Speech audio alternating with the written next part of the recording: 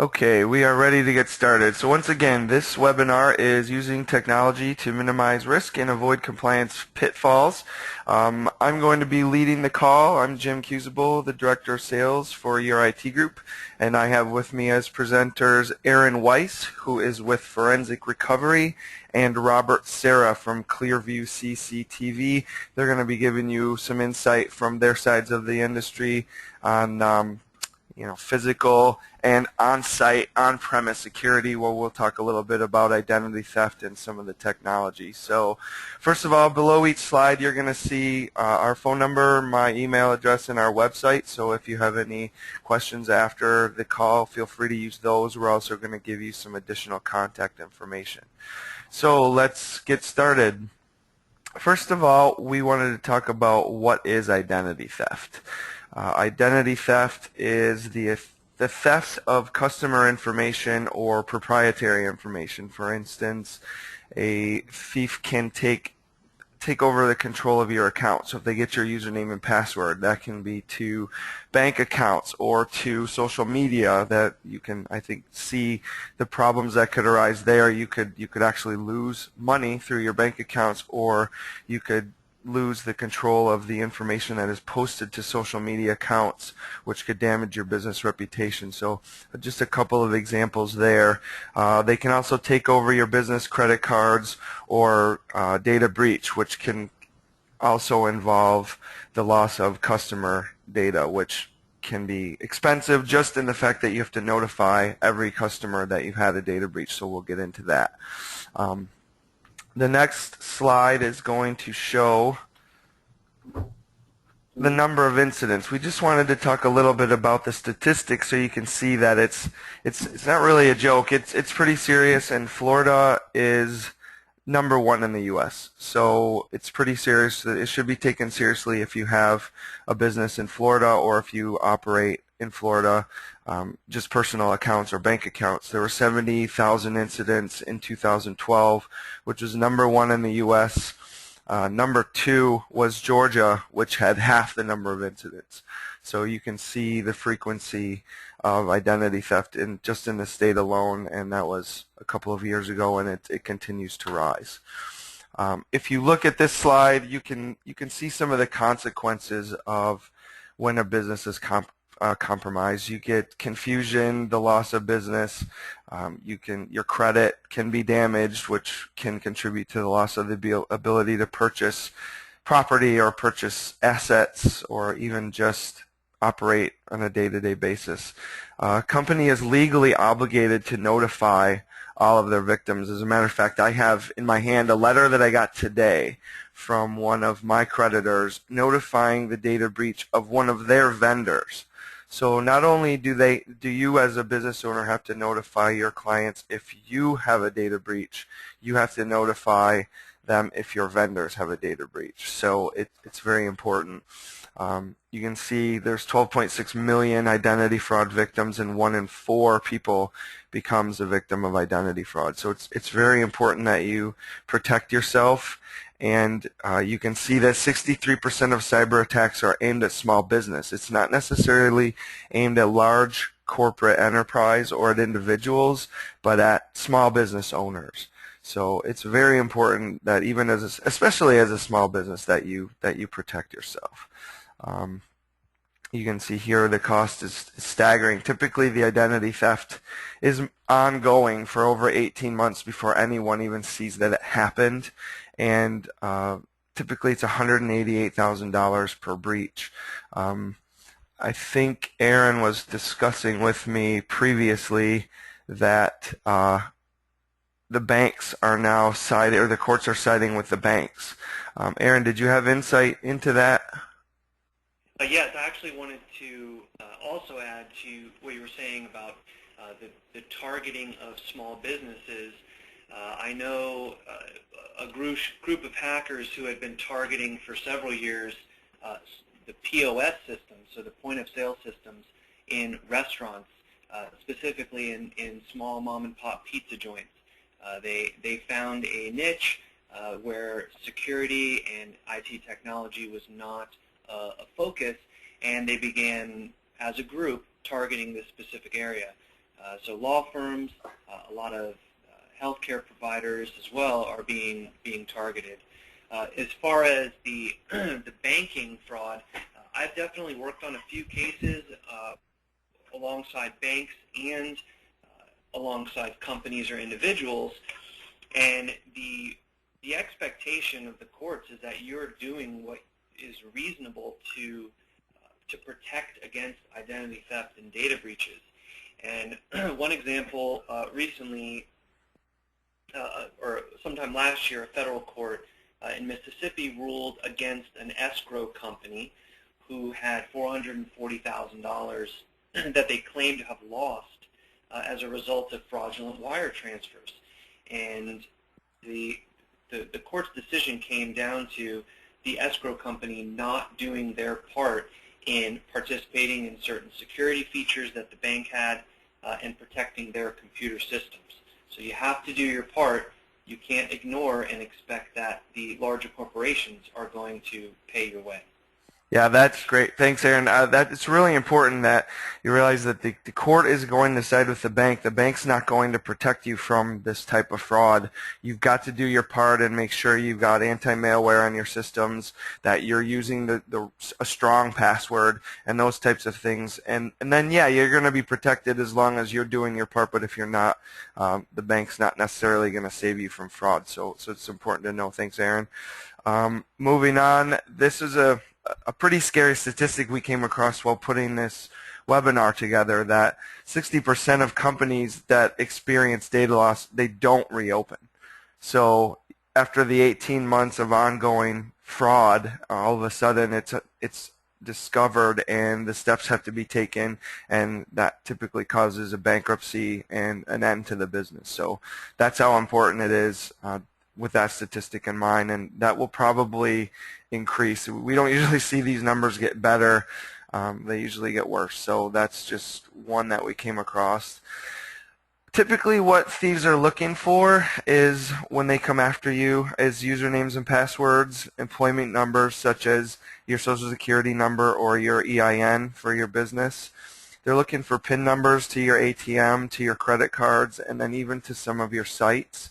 And social security numbers, obviously you can see the threat there, driver's license numbers and credit card numbers. If they get your credit card number, that's the easiest way for them to just go crazy and take off getting whatever they need to do whatever it is they're trying to do. So after looking at what they're looking for, these are three of the major ways that they go about acquiring that information. That's phishing, through spam, and through malware. On this slide, I just really wanted to address the spam aspect because being an IT consultant, we get the question quite frequently, why do I get all this spam?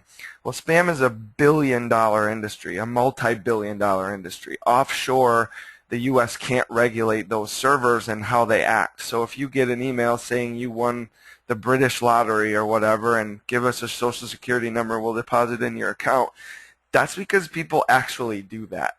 And it works, and they make billions of dollars. So that's what I wanted to address on the spam aspect on this slide. But these are three of the ways they go about it. So, for instance, a phishing page. Phishing page, typically you'll get an email. The email will say, we're at Facebook and we need your username and password for whatever reason. Click this link to provide it. First of all, they have your username and password. They're never going to ask you for it, nor will any serious business. Chase Bank, Bank of America, you'll see all of these phishing attempts. They're never going to ask for your username and password. The way you can tell, and I apologize that this is small, but you can see this Facebook page looks exactly like Facebook's login page, but the URL up here, the address will be different. It will say something like facebook.aebcd.co.uk or anything other than facebook.com. So that's how you can identify a phishing page. Do not put your username and password in here because that will be sent directly to the cyber criminal, quote unquote. It literally sends them an email or a message with your username and password. Now, the other important aspect is if you've done that, just make sure you log in and change your username and password. That's the most important thing you do if that happens. And then if you're up for it, you can report the phish attempt to Facebook or to whoever the entity is. It's used to collect credentials, like I mentioned, and the way to determine if it's a phishing page is the URL is fake. So that's phishing. I don't know if any of you have experienced ransomware. It's getting more and more popular. Essentially what happens is you get a virus, you turn on your machine, and you see this. You don't see your desktop. You say your browser's been blocked to one of the reasons, and it talks about anything you may have done and that the FBI locked your computer screen. Well, the FBI doesn't have the right to do that, nor do they have the power, nor do I believe they have the interest in doing that. So it's just someone trying to steal your information or extort cash from you. The only way to get your computer back in this, according to this screen, is to enter this code, to go buy a money pack and enter this code and pay them. When in reality, just about anybody with any IT experience knows the workarounds for these. So you can call us and we can help, or if you have an IT person and they need assistance, have them give us a call. But there are ways around this without paying the ransom, which is not the case, which is with a new attack. It's called CryptoLocker, where it encrypts all of your files. In that case, there's only two ways around it. The first way is to have a backup, which we recommend you always have a backup anyway. But the first way around is to have a backup. You simply restore the data from backup and you're fine. So if you don't know what your backup system is, or you're looking for something a little more solid, let us know. We'd be happy to help. The other way is realistically to pay the ransom. And where if you don't have a backup, that's the only way around it. So just keep that in mind if you see ransomware, the CryptoLocker, that there's only two ways around it. So make sure you have a backup. Aaron, did you say you had some experience with the CryptoLocker? A few of my clients and colleagues, primarily in the IT world, have definitely had some experience. There's a lot of problems where people are sharing offices, maybe sharing servers, and you definitely don't want to be the one who ends up encrypting a mapped drive that is maybe a large law firm that you might be renting space from, and compromising their entire system and having to undo that mess. That was one case that I did see where somebody that was leasing and renting some space had access to a larger firm's file server and started encrypting that data. But I have not seen, with CryptoLocker, I've not seen anything other than what you're saying, where if a company has a good backup, and hopefully a recent backup, that they're able to get out of that without paying ransom. Okay, yeah, we actually had one of our clients experience the CryptoLocker virus, and we were able to restore everything from backup. So luckily we didn't have to pay any ransom. So as far as we're aware, those are the only two ways around the CryptoLocker virus. So that's ransomware. CryptoLocker is effectively ransomware as well, and then there's obviously spam. I mentioned that spam are ways, they can send you an email telling you won a lottery, and they're just trying to get information from you via email. So make sure you have a good spam blocking program. We have several recommendations. If you're interested, let us know. Outside of that, these are the ways that you can prevent identity theft, and there's three key categories. It's going to be the physical, the online, and then your local machine. So as far as physical ways to prevent identity theft, make sure your servers are locked up. Make sure it's in a cabinet with a lock, or in a closet with a lock. You're going to want to make sure you dispose of old equipment properly, meaning if you have cell phones, make sure they're erased. If you have PCs, make sure you remove the hard drive from them. Always use a dump credit card. So we're considering this physical because you actually control the credit card in your hand. Don't use an American Express card with no limit. Have a credit card with a $500 limit that you specifically use for online shopping. That way, if there is a breach, and the court does side with the bank, you have a $500 loss and they're not running rampant. Another way is full disk encryption, making sure your data is encrypted. It's a little extreme unless you're a doctor or a lawyer and you've got lots of private information, then you're going to want to use disk encryption. Again, if you have questions about that, let me know. That basically protects the data during transfer, so not anyone can just read it. You actually have to have the proper encryption code to read it, so it protects your data. When you're online, make sure you never save your credit card info. So, when you go to your insurance company and you go to make a payment and there's a little checkbox to save this for later use, never check that, because if you don't check that, they can't save it. Then even if they are breached, they don't have your info. It's a little inconvenient that you have to enter it every time. I think it's a lot less convenient than getting your identity back. It's a lot less inconvenient than getting your identity back. So never save your credit card info on your sites. This one's pretty good for online. Use a spam address. You can create a Gmail account for free, and when you log on to Amazon and you wanna shop, use a spam address. Don't use your business address or your work address. Use a Gmail account. It just protects you and doesn't let your address get sold or redistributed to other entities. So you're protecting your business email address that way. Always use a strong password and always use different passwords. Don't just use password as your password. Don't just use your first name or your dog's name.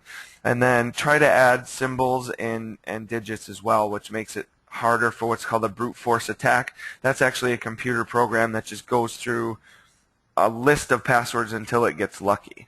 So if you add numbers and symbols and capital and lowercase, you're more protected. And then this one a lot of people don't actually think about, and that's don't use private information in your security questions. So all these companies these days want to ask you your mom's maiden name and your dog's first name, your first high school. Well, you're giving away hints to who you are when you do that. So let's say there's 4 pieces of information they need to steal your identity, and one is your mother's maiden name. If you use a generic term, so always use the word Santa or always use the word water, and never give away actual specific private information, your identity is going to be a lot better protected than if you're actually giving away that information. As far as information and protecting your identity and your business and the local machine, I'm actually going to let Aaron take that one. He's got some good insight on that. Okay, thanks, Jim. I did want to add just a couple tidbits if I can. You mentioned with online using strong passwords and the security questions. I would highly recommend considering the use of a password manager such as LastPass or KeyPass, OnePass. There's several of them out there. I personally like LastPass because of the way that I can access it from my mobile devices. There's nothing stored on your device and allows you an easy way to remember one strong password and keep all of your other passwords in a wallet, if you will, and have that populated into your web browser very safely. And you can also keep your security questions in there using random generated passwords as well. From the local machine, one thing to think about is your local machine is the gateway to all of your services. Most people are storing passwords on their computer. They want to have an easy time when they're accessing their websites, their bank accounts, etc. And that is one of the easiest targets to compromise all of these services. So with your local machine, you need to have backups because that is, unless you're going to conduct an investigation, that's an easy and an inexpensive way to restore your computer back to a working order if you have had some malware on your device. Strong passwords, good antivirus are also part of the puzzle. Appropriate user authority. What that means is you don't want to be running all the time as the administrator. The reason is if you get hit with an exploit that, let's say Java's not up to date, can't be updating every day. It's impossible to keep up with them. But if Java's exploited by a website that's been attacked and has malware on it, the malware often executes at whatever level you are logged in as the user. So if you're logged in as an administrator, the malware can operate with full control as the administrator. If you're operating as a user, which is all that's necessary for doing most of the functions on your computer, there's going to be less of a chance that the malware can be effective. And when you need to install a program or allow something to run that requires administrative access, you can simply enter the administrator password. So all of this type of management is critical to be proactive and help to prevent a malware attack. Everybody's going to get hit probably at some point, but this helps to reduce your risk and reduce the chance that the impact is going to be great, put you out of business, or have your identity stolen. Awesome. Thanks, Aaron. Really, really good tips. As far as physical security as well, we're also going to talk about, Robert's going to talk about recording devices, cameras, and actually recording transactions, but we'll hold off until we get to his section. He's actually got an entire section, so we'll add to the physical security when we get to Robert's portion. Other than the cameras and the transaction recording, during the physical security portion of the webinar, we want to talk about what you can do to prevent an actual physical loss of data or physical loss of equipment. If someone's standing in your server closet and they just pick up and take your server home with them, that's obviously just as bad as if they logged in online and downloaded the data, because now they actually have access to the hard drive. So you want to make sure they're locked up. As we mentioned, disposing of old equipment, make sure that if devices are sold, make sure they're reset back to factory default and the drives are deleted and remove and always use the dump credit card as we discussed for online purchases. Again, don't save your credit card info on your online accounts. Make sure you create a spam address. Always use strong passwords, and that includes online and for your local computers, as Aaron discussed, and then use your generic security info. And then here's the things that Aaron discussed on the local machine. Always make sure you have a backup. There's online cloud-based backup out there for free. So if you don't have a backup, please let us know. We'll be happy to help. Again, strong passwords on the local machine, and make sure you've got an updated antivirus. Again, if you don't have antivirus, there are free versions out there. Let us know. We can help.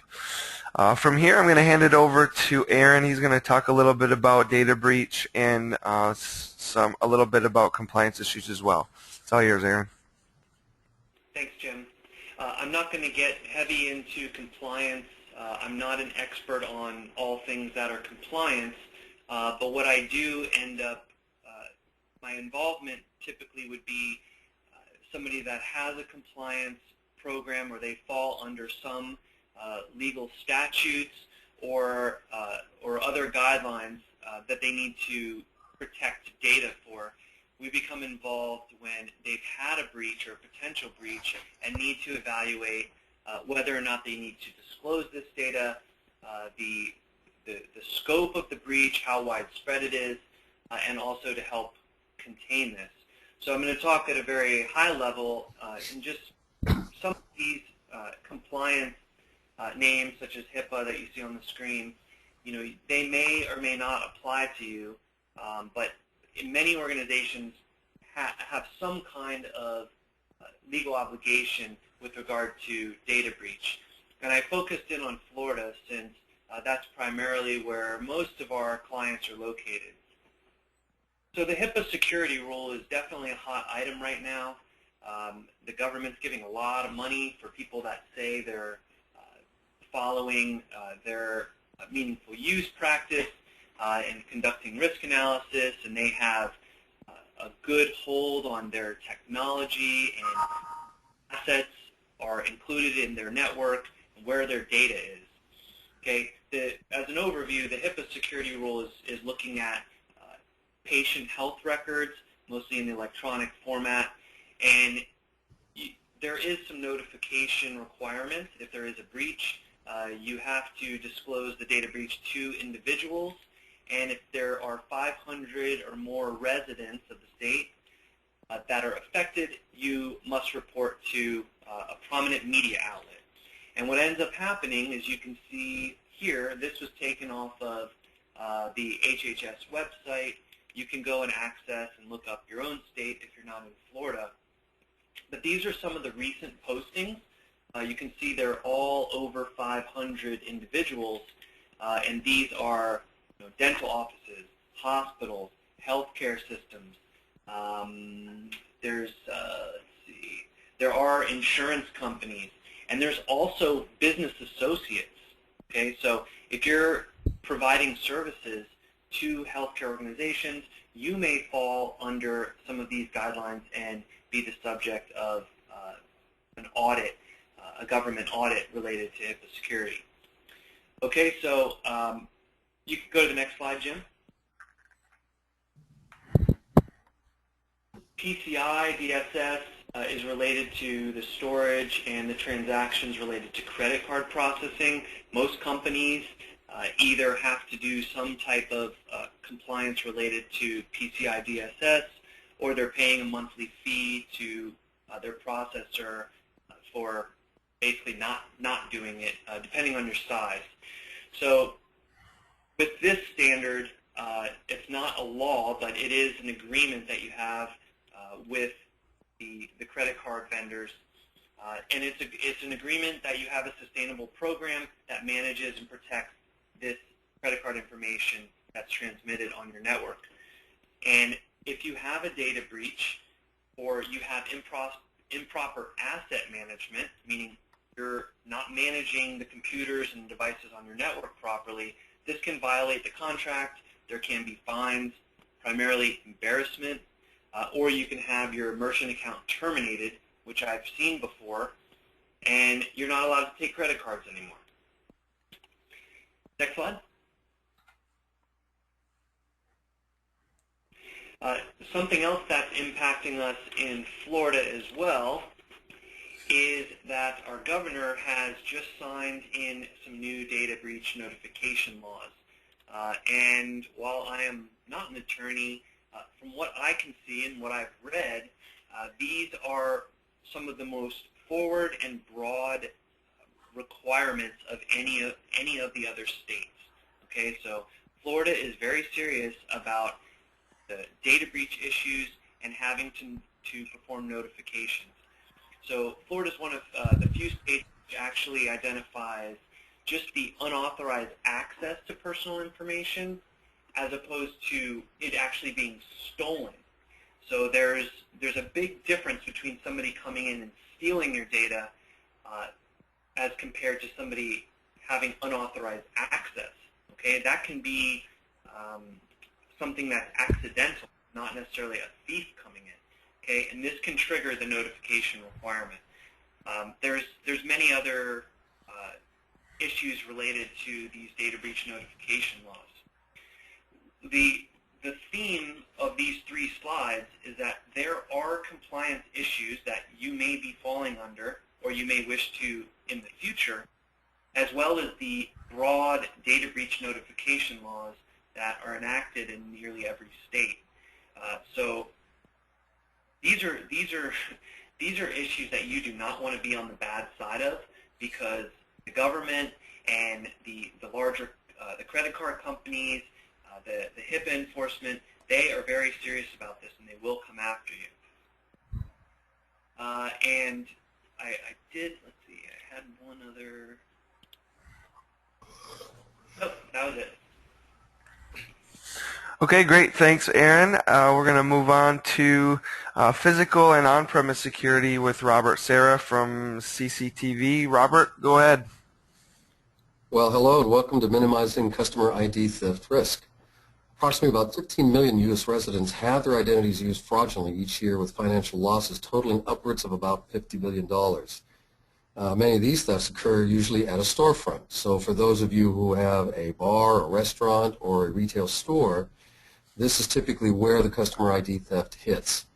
So with all the previous information that you just heard about protecting servers and computers, this is usually where they start, where you've got an employee who's making a copy of somebody's credit card and then going off and absconding with the utilization of that credit card. Next slide. All right, many of these losses can be minimized via the integration of surveillance camera systems along with our ICR register recorders. These cash register recorders are designed for point of sale or point of service applications and record up to about 1,000 receipts along with the day and time stamp.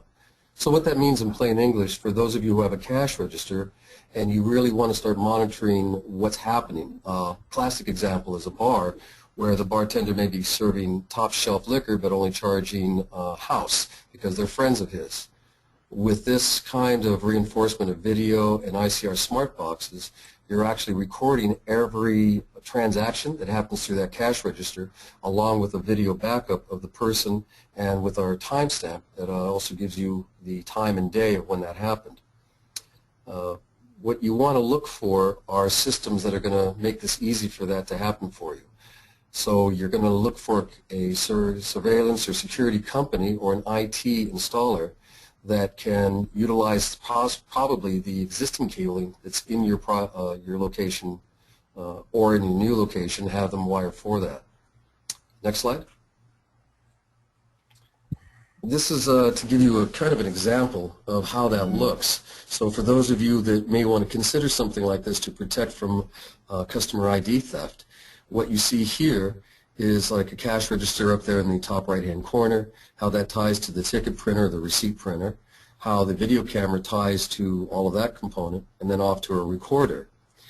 The advantages to this system is that clearly it gives you not only time and stamp plus everything that happens at the register, but all of these can be monitored from a remote device. So if you have a tablet, cell phone, or a remote computer, you can actually monitor all this live in real time. Next slide, please. All right. This is just giving you a quick example of the ideas of how some people utilize this kind of protection for customer ID theft. Most recorders today now give you the ability to record audio and video. They can tie to lighting, they can tie to so you have a number of different ways to manage this. In this particular example you see here, it also shows how it ties off to a Control 4 or ITI controller. So for those of you with larger companies, this can tie in with your automation systems. If you see where it says video output, either for the TV or HDMI or VGA, that's to help clarify that there's a multitude of different ways you can actually monitor these different cameras and different monitoring systems. Next slide, please. This slide is to give you an example of some of the features now available from different manufacturers of these surveillance camera systems. The big push clearly is obviously, as you see the businessman with the cell phone in his hand. The idea is that you can actually monitor cameras at your location or multiple locations. Some of the better companies will give you the ability to actually monitor multiple recorders. Not all apps do that, so if this is something you need, where you have more than 2 or 3 locations and you want to monitor them simultaneously, then you want to make sure that that product and that app gives you that ability to actually monitor multiple recorders simultaneously. If you see the screen where it says viewing window, that's giving you an idea of how you can set up what are called a favorites list, where you can pull up key cameras. So that top little square where it shows an office, that might be in Miami. The square to the right of that might be in Fort Lauderdale, and so on and so on. It makes it very convenient for upper-level managers and owners to keep track of what's going on in their facilities. To the far left, some of the better phone apps or mobile apps also give you the ability to actually access the recorders. What that means for you is that, let's say some event happens. Maybe your camera triggers the back alley where the trash can is, and it's after hours. So your phone will actually get an alert and tell you that something has been triggered because you've set that to happen. Now you can actually see what's going on and see if somebody's getting into that trash can and pulling paperwork out. clearly that's somebody trying to find important data that they can use to their advantage. Next slide, please. This is giving an example of what you could see from a remote computer. The idea is that essentially pretty much anything and everything you want to do once you have a system in place like this, you can do remotely. So you may have offices in Ohio, California, New York. You can actually monitor and then actually access the menus of the recorders from those locations, from your laptop, tablet, Android, iPhone. And you can actually go in, pull a section of a recording. So to give you an example, let's say that trash bin diver jumped in on a Tuesday night at 1 a.m. You can easily go to that day and to the after hours and do what's called clipping, where you can take just that portion of the video, upload it into your system, and then email that out to the managers for that location, because now you have a video recording and what's called a digital watermark. That's actually something you have to have if you're going to court and use this as evidence. The digital watermark establishes the time and date and location and the recorder. So this is all very key information. And again, if you don't have a system like this and you're looking for a system, the key components are you want the ability to monitor multiple recorders, make sure that those recorders have what are called digital watermark, and you would, if for some of you, would like to have the ability to actually access these different kinds of features. One more component to this is that you can establish permissions. On better systems, when you're wanting to, let's say you want to pass off that kind of workload to upper management for each location, they may have access only to the cameras for their store, not seeing the other stores because quite frankly they don't need to.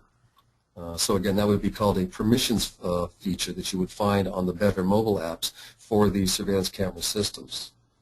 Next slide, please. The idea here is, again, getting across the point that you can actually monitor multiple key locations. And you can do simple cameras like you see in the left slide where it shows a man at a register.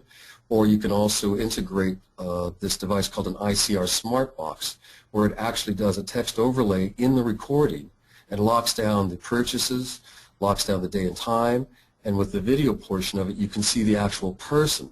So a classic example is where an employee might log in with somebody else's identity on that register, but the camera will show that it's not them and actually somebody else simply posing as that other employee. That's a huge key feature in identifying particular employees who are stealing customers' credit cards. Next slide, please.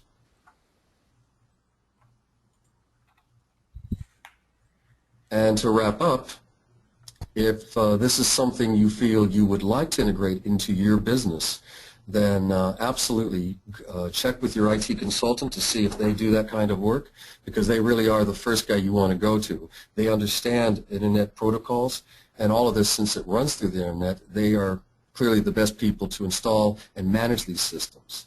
If you don't have an IT consultant that does that kind of work, then look to a security installer and make sure that he understands IP systems or internet protocol systems, or a systems integrator, as you see in the far right corner. And as always, because we're a manufacturer of these kinds of products, if you should find that you want to learn more about this, have a system designed for you, we're more than happy to do all of that free, and then contact your person, be it the IT consultant or security installer or your system integrator, and then establish the design with them so they can go ahead and get that in place to your business. And that's pretty much it. Don't forget that whatever you caught today in the webinar, we do offer something special for all of you. If you call us at the 954-990-2897, just remember to mention that you heard about Clearview through this webinar, and we'll actually include a free dome camera as part of the system that we designed for you. Again, thank you for your time, and let's hope we can cut down on customer ID theft. All right, thanks, Robert. So I think we've touched on everything that we wanted to get to here. We talked about the identity theft via online and different account setups and purchases, a little bit about compliance, and then on-premise and physical security. So I think everybody's a little bit more informed now about how to protect themselves and their business. As such, we want to make an offer for everyone. We have some existing clients online, but we want to make an offer for anybody who becomes a new customer after seeing this webinar. We want to offer a single computer repair for $50. Obviously, we're not going to pay for hardware, but if you need a new hard drive, we'll come in and put it in for you, etc. We'll offer the gold plan, which is to come to your office, and for $225 we will repair 3 computers or a single server, set up an online backup solution, and complete a full on-site evaluation for you. That's just thanks to you for attending the webinar. And then our platinum offer, we're offering unlimited remote support for the first 30 days for $500 for up to 10 computers, and that is obviously with a 90-day agreement. So you'd have to be our customer for at least 90 days. We don't do contracts, so that's normally $1,000 a month service, and you'll be given a written proposal and agreed upon price for services after the first 30 days. This is our team: Andreas Raphael, myself, John Everett, and Matt. You can read all about us on our website. And if you need to get a hold of us for any reason, if you'd like to take us up on any of those offers, here is our contact information, our Facebook page, our Twitter page, our address, and our phone number. So if you have any questions for Aaron or Robert, I would like to thank them for being in attendance. And we've got about 15 minutes here left for questions. So over on the right-hand side of your screen, if you maximize your window, you can go to the chat screen, and if you have questions, we'll be happy to answer them for you.